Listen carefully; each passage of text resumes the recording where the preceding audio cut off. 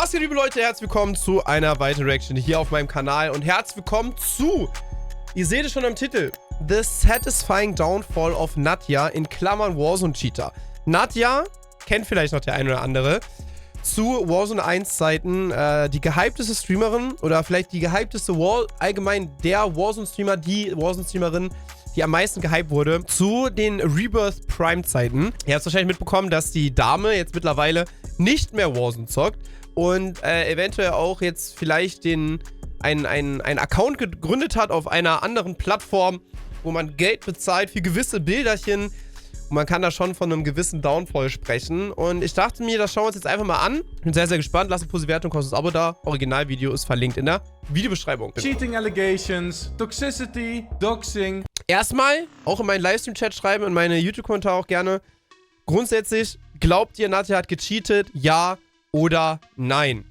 Ich muss dazu sagen, ich bin mir immer noch hundertprozentig sicher, dass sie nicht gecheatet hat. Dass einzig und allein sie einfach nur dieses ADHS-Movement auf Rebirth gelernt hat. Weil krass war sie nie. Ich finde es auch immer witzig, so im Vergleich mit den wirklichen Pro-Playern, wenn man das mal mit der Top AAA Warzone Elite vergleicht. Ist es wirklich eine Frechheit, Nadia Cheaten vorzuwerfen, wenn man sich das Gameplay von den Pro-Playern anschaut. Ist wirklich so, like, am I a joke to you? Sie hat einfach immer nur diese ADHS-Stimplays gemacht und sich dieses Movement-Ding angeschaut. Deswegen überlege ich auch, dass sie vielleicht zu MW3 wiederkommen wird. Wäre natürlich witzig. Aber ich bin mir immer noch hundertprozentig sicher und es ist auch eigentlich obvious, dass sie halt, man hat es ja dann in Warzone 2 gesehen, wenn es kein Movement da ist, dass sie einfach nur scheiße ist in dem Spiel. Deswegen hat sie damit ja auch aufgehört. Ja, aber wie sie damit umgegangen ist, hat sie zwar berühmt und reich gemacht, aber nachhaltig, ob das Ganze nachhaltig war, wissen wir nicht. Fake content and OnlyFans. Nadia has quite a reputation in the Call of Duty community. All of these factors resulted in Nadia becoming one of the most hated female streamers on the internet. And despite her destroying her reputation multiple times throughout the years, she has no plans to stop sabotaging herself anytime soon. In fact, she did not only go from being the self-proclaimed best female Warzone player. Gibt schon ziemlich Clips, die heftig sass sind. Das sind alles TikTok-Clips. Es gibt so viele Clips, die debunked wurden, aber da setzt man sich nicht mit auseinander. Man sieht die Clips und sagt dann so, ja, nee, also das kann eigentlich nicht wahr sein. Das kann eigentlich nicht sein. Gibt so diesen Clip, wo sie so reinglitscht oder so und man fragt sich so, was da passiert ist, aber sie wurde von einer Flashgranate getroffen, die voll weit weg explodiert ist und dann passiert es manchmal, dass sein Fadenkreuz so springt und so weiter und so fort. So Sachen, ja. Mein Lieblingsvorwurf ist ja immer noch so, die Leute sagen so, ja, sie trifft keine Headshots, immer nur auf die Brust oder auf die Beine. Sie schießt schon scheiße, sie trifft schon nichts, aber das ist dann der Cheat davon.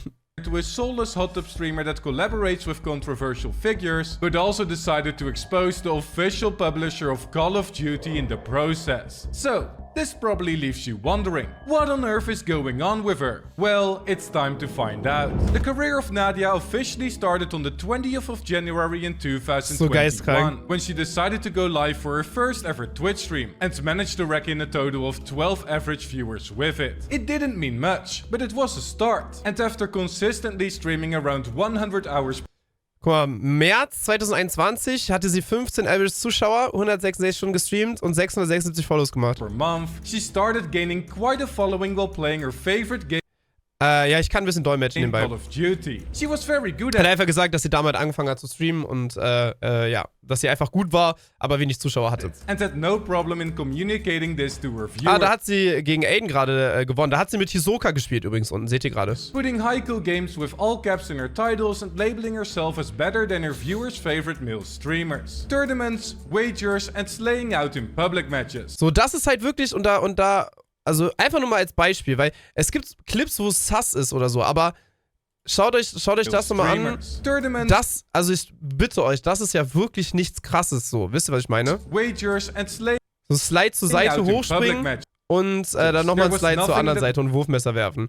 Und sowas hat die ja nur gemacht. So wisst ihr, was ich meine? Nadia couldn't do. And alongside her rising viewership, criticism and hate also began forming slowly. She started getting talked about in the community and even got accused of wall hacking by viewers. But she used this negative energy to fuel herself even more. Das war halt schlau. Es wurde halt direkt gesagt, ja, sie cheatet. bla bla bla, und sie hat es einfach für ihr Vorteil genutzt. A month later, this began bearing fruit, as she finally started 114 averaging over Zuschauer, 100 average. viewers on Twitch. It seems like nothing could go wrong for Nadia, as she simultaneously established herself as the best female Call of Duty player by winning girl-only tournaments and setting world records. And 2022 was going to be even better for her. This was because she did not only make the top 100 for the Phase 1 challenge, which she luckily didn't end up winning for her own. Ich schwöre, was ist eigentlich bei Face passiert? Ich weiß noch, wir waren in der Rasselbande, waren uns so sicher, Alter, Face geht an den Markt, Junge, die werden so durchstarten. Naja. Ist das krass, ey. Echt traurig, was mit Face passiert ist, oder? Brini, danke für den 9. Dankeschön. But also because she reached 500,000 followers on TikTok and suddenly gained over 100,000 followers on Twitch while averaging over 1,500 viewers at the same Das ist time. halt krank, However, ne? this so was also the moment where Nadia's reputation started declining, as with the rapid surge in popularity also came a lot of sexism. She became the butt of your regular whip. Diese Memes waren wirklich gottlos, ne? Einfach so Küchen- und Saubermach-Minigames und ihre Facecam wurde da drüber gelegt, wie sie komplett am Tryharden ist. Unfassbar. Belong in the kitchen joke that went completely viral on TikTok with nearly 3 million views. And even though she got a lot of support in this situation, opinions were a lot different when she got outed by YouTuber Call of Shame for cheating. You see, Call of Shame was a content creator that based all of his videos around exposing and discussing popular Call of Duty players cheating and exploiting. And although views were already quite decent for this channel, he definitely hit a massive home run when he made his hit piece on Nadia. Yeah. In this video, he accused her of buying followers, as she gained a lot of them in. Einfach alleine das ist so dumm, ne? Also Call of Shame hat gesagt, dass sie Follower gekauft hat, weil hier so ein krasser Anstieg ist. Es ist halt so dermaßen dumm, und da merkt man halt auch einfach, dass diesem Call of Shame es auch einfach nicht wichtig ist, ob der Base-Videos macht oder nicht, sondern dass er einfach so sein Leben durchfinanzieren möchte. Sie hatte einfach so einen riesigen Hype bei TikTok. Die TikToks sind so viral gegangen. Da brauchst du sowas nicht, ne? Da brauchst du sowas wirklich einfach nicht. Ist einfach Quatsch. Stimmt einfach nicht.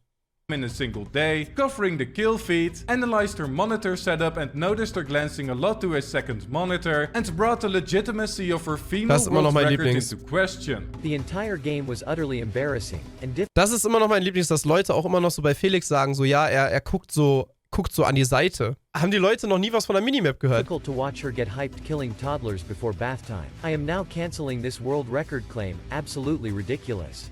How can we take her serious? Those eyes are everywhere, while she hunts and kills extremely poor Warzone players. Also showing examples of alleged aimbot and using a VPN to get in bot lobbies. Nadia decided to...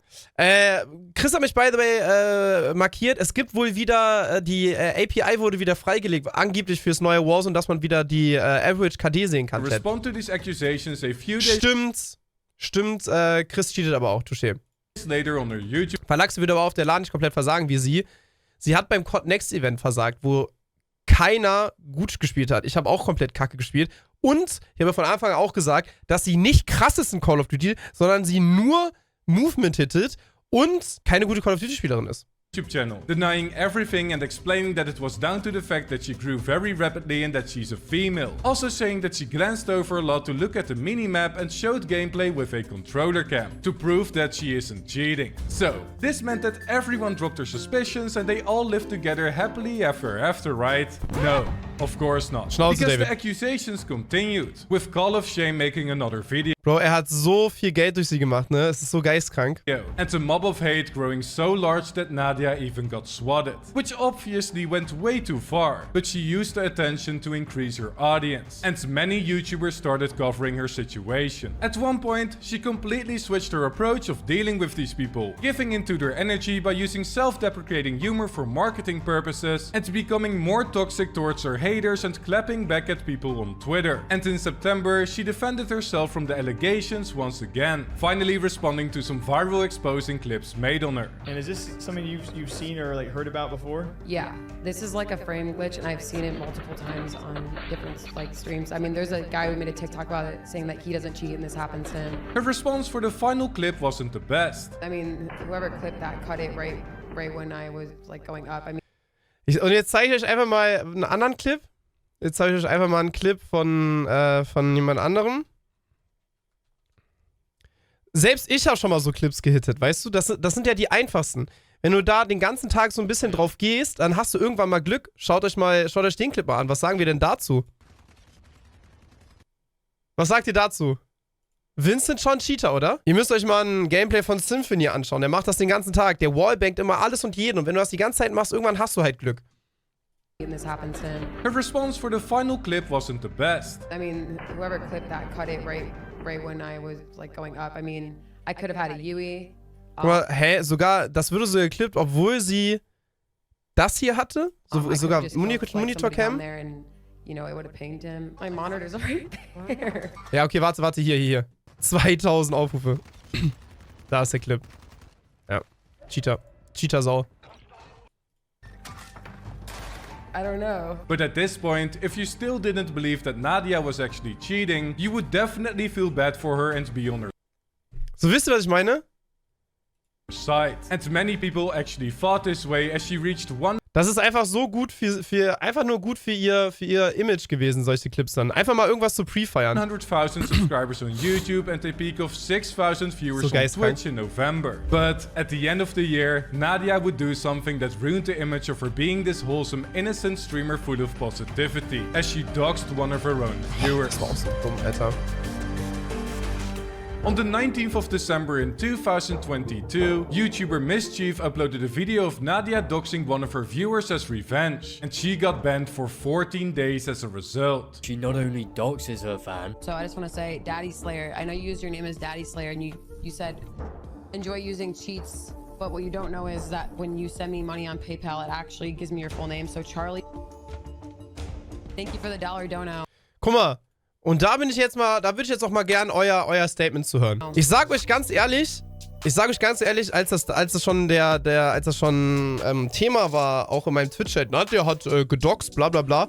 Ich sag euch ehrlich, da kommt jemand, donatet Geld, trollt rein, ne, verletzt die Person absichtlich und spendet sogar Geld, damit sie das auf jeden Fall liest. Sie hat nicht die Adresse geleakt, sie hat nichts geleakt, sie hat nur Vor- und Nachnamen gesagt. Ich kann nicht sagen, dass mir das nicht passieren würde. Wenn ich einen schlechten Tag habe und irgendein Bastard, nachdem ich mir schon 1000 Sachen anhören musste, kommt wieder und schreibt irgendwas. Ich find, manche Leute sollen einfach mal die Konsequenzen davon spüren, dass man im Internet nicht einfach alles posten kann. Du kannst nicht im Internet immer einfach nur alles sagen, was du möchtest, ohne Konsequenzen zu bekommen. Das rechtfertigt nicht, den Namen zu leaken. Ja, jetzt weiß jeder auf jeden Fall, dadurch, dass Vor- und Nachname geleakt wurde, weiß jeder Adresse, Sozialversicherungsnummer, Führerscheinnummer. Das ist ein absolutes No-Go. Das geht wirklich gar nicht. Also man kann schreiben, was man möchte, man kann beleidigen, man kann trollen so, aber den Vor- und Nachnamen dann zu sagen, also das geht zu weit. Nee, das kann man nicht machen.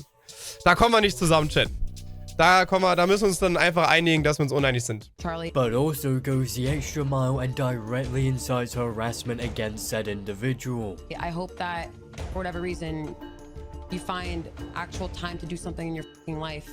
Because now you look like a fucking idiot. Again, Charlie. If anyone wants to know. And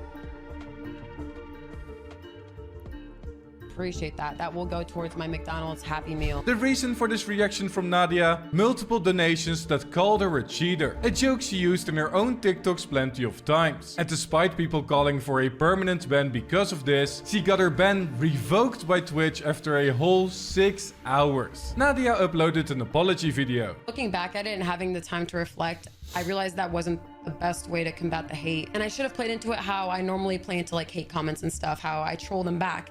But I didn't. And like I said, in a moment of weakness, I kind of just said what was on my mind. And I realize now that I shouldn't have done that. And many fans were still on her side after this incident. But her reputation definitely took a huge hit from it, as this was a slip-up that fell out of her regular character. But was it really a slip-up? Because YouTuber Lenza managed to find another instance where Nadia doxed a viewer. Yet this one actually flew under the radar. Yo, Bitmoji Detector. Thank you for the $1 dono. I appreciate that. Let's find out your real name. Lucas. Das holt die Leute dann mal auf den Boden der Tatsache zurück. Sollte man sich zweimal überlegen, ob man irgendeine Scheiße postet. Started disappearing more and more over time, and her true colors began showing, as her toxicity increased. Einfach so ganz klassisch so Aktion, Reaktion, wisst ihr? Shut your dumb up. Shut your dumb 360 damage. Shut your dumb up.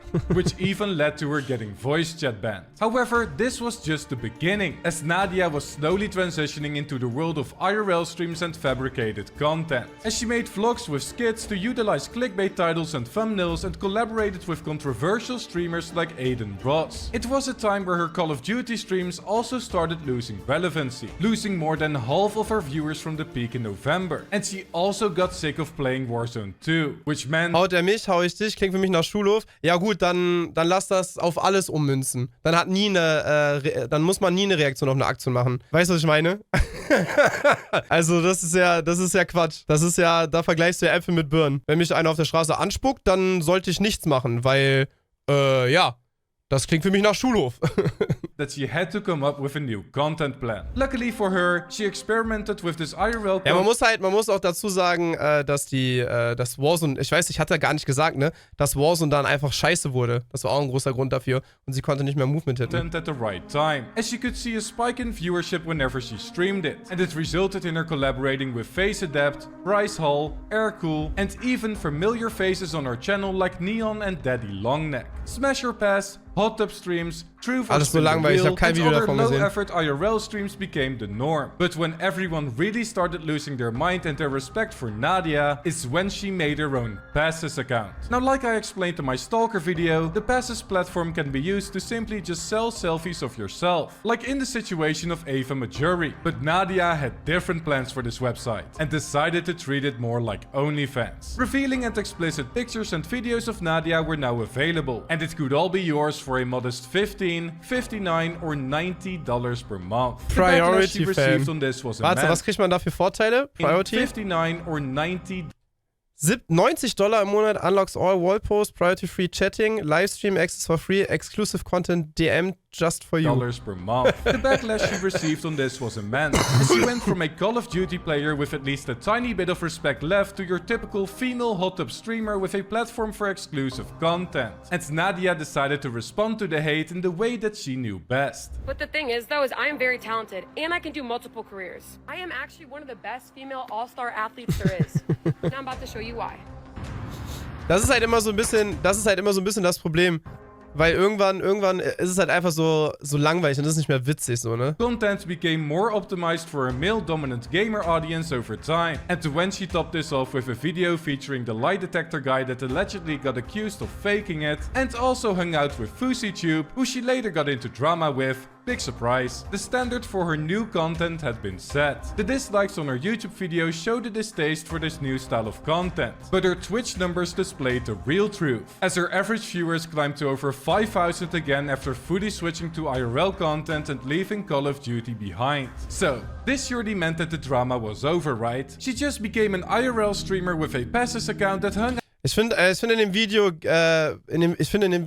geht er zu wenig darauf ein, dass Warzone 2 halt einfach ein riesiger Haufen Scheiße war. Muss ich ehrlich sagen. Also das zeigt, also er formuliert das Video so ein bisschen, als ob das so der Plan von Anfang an war, beziehungsweise sie einfach nur das große Geld wollte.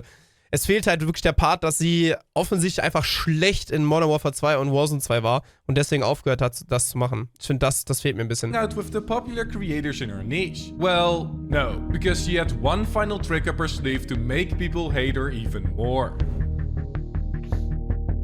Despite all the controversy and hate that Nadia and her brand attracted, as she was also under fire for making an LGBTQ+ joke in a TikTok back in April, Activision and Call of Duty always had a good relationship with her, as she would frequently use her connections with the company to get unbanned for certain things, get flown out to events, or even have players criticizing her get blocked from competitions. But when Nadia started becoming more of an IRL streamer that made explicit content, she failed to get an invite for the COD Next event from the company that once defended her. Now, COD Next is the first big public event where fans can see their favorite creators and players testing the new Call of Duty Modern Warfare 3 for the first time. And despite many popular influencers getting an invite for this event, Nadia didn't, and claimed that it was due to her posting bikini pictures on Twitter. In her exposing tweet, she dragged fellow Call of Duty creators into this. Call of Duty didn't invite me out to Call of Duty Next because of my bikini pics. I've never once posted nude, but has continued to invite creators out who post pictures like this When I reached out weeks ago about the double standard, they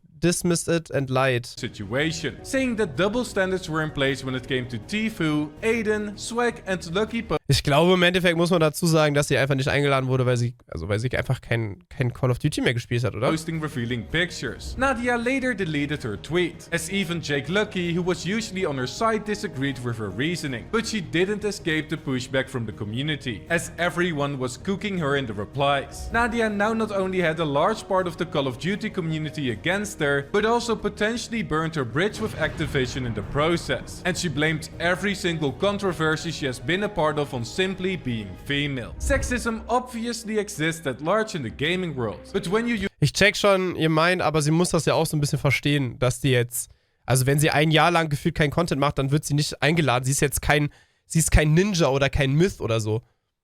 use this card in situations where By the way, Stony, danke für fucking 34 Monate. Alle mal ein dickes W in den Chat für Stone Master für 34 Monate, Bro. Kuss geht raus. Dennis, danke für den 16. mit Prime. Vielen Dank, sehr, sehr korrekt. Bobby, danke für den 18. Welcome back. Enno, danke für den 11. Vielen Dank. Wie sieht's da aus? Oh, wir können spielen, alright. you get criticized for doxing viewers, insensitive jokes, or even jumping to conclusions on not getting invited for an event, your credibility will start to crumble. And it definitely added up to her terrible reputation on the internet nowadays. And if that wasn't enough, she now goes for the shock factor in entertainment by pulling off fake skits during her live streams. Something that she learned from the Das war wahrscheinlich ihr Durchfallclip, expertise ne? group of The Wonder. If she truly wasn't cheating, why did she decide to leave her title of best female Warzone player behind and instead wanted to become another creator driven by shock value, attention and viewership? Well, money. She's simply just playing the same game every Das finde ich halt, also das ist halt der einzige, also das Video an sich ist gut, aber das finde ich der einzige Punkt, der so einfach nicht gut recherchiert ist. Dass sie halt einfach scheiße war in Warzone 2, ihr ADHS-Movement nicht hitten konnte und deswegen auf die Real-Life-Schiene gegangen ist. Sie hatte gar keine Wahl. everyone else is playing, and realized the profitability of this content strategy when she played into her cheating allegations back in Call of Duty. So right now she's combining the power of her predominantly male following, appearance and acting skills to find success. And it's working. Now what do you think about this whole situation? Let me know in the comments down below. I hope you enjoy. Ja, auf jeden Fall bis dahin trotzdem sehr interessantes Video. Ich bin auf das Feedback gespannt. Lasst eine Bewertung, kostet das Abo da. Könnte ich alles verlieren, deshalb bleib ich bei dir.